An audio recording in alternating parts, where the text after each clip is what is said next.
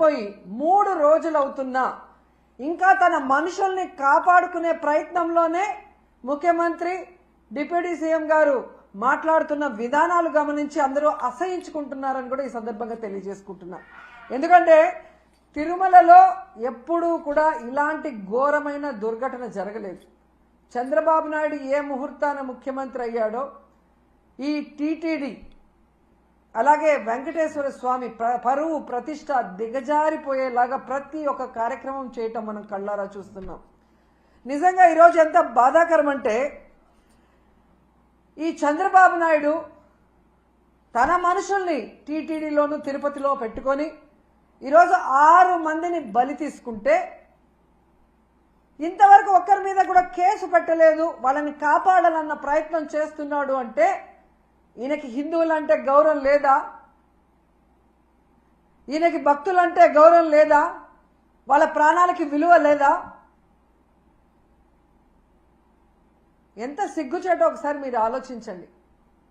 ఈరోజు చంద్రబాబు నాయుడు తనకి రోజు భజన చేసే నాయుడు గారినేమో టీటీడీ చైర్మన్ చేసుకున్నాడు. తన గత ఓఎస్డి వెంకయ్య చౌదరినేమో అడిషనల్ ఈఓగా పెట్టాడు. మళ్ళీ జేఈఓగా కూడా పోస్ట్ ఇచ్చాడు. జేఈఓ అనేది ఒక సీనియరు అనుభవం ఉన్న వ్యక్తికి ఇవ్వాల్సిన పోస్టుని ఏ అనుభవం లేనివాడు, భక్తి లేనివాడు, భక్తుల మీద ప్రేమ అభిమానం లేనివాడికి ఇచ్చాడు అంటే దానికి కారణం వెంకయ్య చౌదరి అవటమేనా అని నేను అడుగుతున్నా. ఇక ఎస్పీగా సుబ్బారాయుడు గారు తన దగ్గర సెక్యూరిటీ ఆఫీసర్గా పనిచేసిన వాడిని తిరుపతి తీసుకొచ్చి ఎస్పీగా పెట్టాడు. ఇలా నీకు సేవ చేసే వాళ్ళని పెట్టుకొని భక్తులకి సేవ చేయాలన్న ఆలోచన వాళ్ళకి లేకుండా చేసి ఈరోజు 6 మంది చనిపోవటానికి 60 మంది గాయపడటానికి కారణమైన వాళ్ళని ఇంతవరకు కేసు పెట్టకుండా కాపాడాలన్న ప్రయత్నం చేస్తుంటే చంద్రబాబు నాయుడిని ఏమనాలో ఒకసారి మీ అందరూ కూడా ఆలోచించుకోవాలి. ఎందుకంటే దీంట్లో వీళ్ళందరితో పాటు మొదటి ముద్దాయిగా చంద్రబాబు నాయుడు గారిని పెట్టాలి.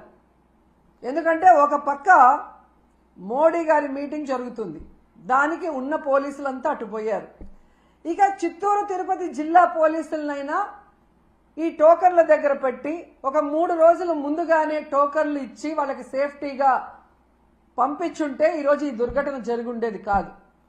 కానీ 9వ తేదీ టోకన్లు ఇస్తామని చెప్పి అది 8వ తేదీ సాయంత్రానికే ప్రీపోన్ చేసి 6, 7, 8 చంద్రబాబు నాయుడు కుప్పంలో కూర్చొని ప్రోగ్రాం చేసుకుంటూ పోలీసుల్ని అధికారుల్ని తన చుట్టూ తిప్పుకొని వాళ్ళని పని చేయకుండా చేసి 6 మందిని చంపేసి ఇప్పుడు అధికారుల తప్పిదమంటే ఇది తప్పించుకోవడం కాదా? ఇది ముమ్మాటికి చంద్రబాబు నాయుడు ఆయన ప్రభుత్వం చేసిన హత్యే. ఆయన ఏం ప్రోగ్రాం చేశారో మీ అందరికీ తెలుసా? ఒకసారి చూడండి. 6, 7, 8వ తేదీ చేసిన ప్రోగ్రాంలు స్వర్ణ కుప్పం అంట, కుప్పం విజన్ 2029 అంట. 30 ఏళ్లకు పైగా కుప్పానికి ఎమ్మెల్యేగా ఉన్నావు, మూడు సార్లు ఆల్రెడీ ముఖ్యమంత్రిగా చేశావు.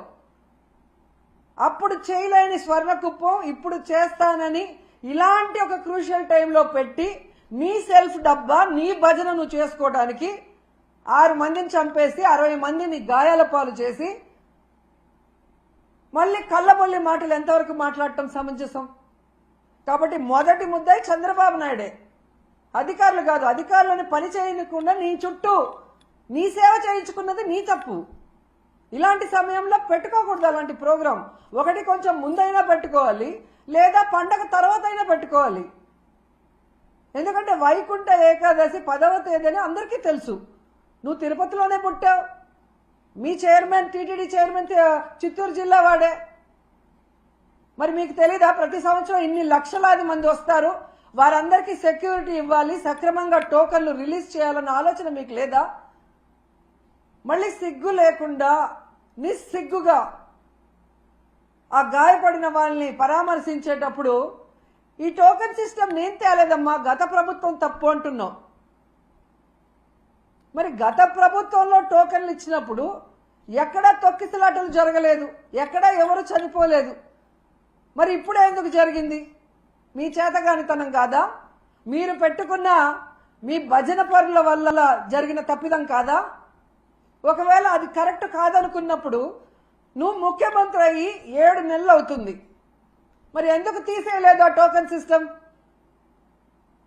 పిల్లలకు ఉపయోగపడే అమ్మఒడి తీసేస్తావు, పేదవాళ్ళకి అవసరమయ్యే ఆరోగ్యశ్రీ తీసేస్తావు, ఏజ్డ్ మహిళలకు యూజ్ అయ్యే వైఎస్ఆర్ చేయూత తీసేస్తావు, పేద పిల్లలు చదువుకునే ఫీజు రియంబర్స్మెంట్ పాలసీని మార్చేస్తావు, పేద ప్రజల రక్తాన్ని పీల్చేలాగా మద్యం పాలసీని మార్చేస్తావు, కానీ టోకెన్ సిస్టమ్ మార్చలేవు ఒకవేళ తప్పని తెలిస్తే.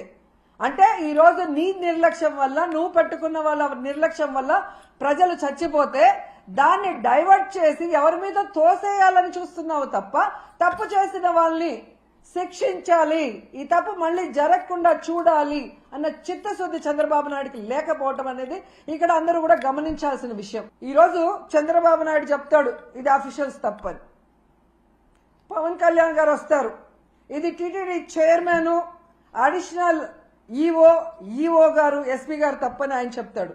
బిఆర్ నాయుడు గారు వచ్చి చైర్మన్ గారు నేను ఆల్రెడీ ఎస్పీకి చెప్పేలా జరుగుతుందని ఆయన చేయలేదు అంటాడు.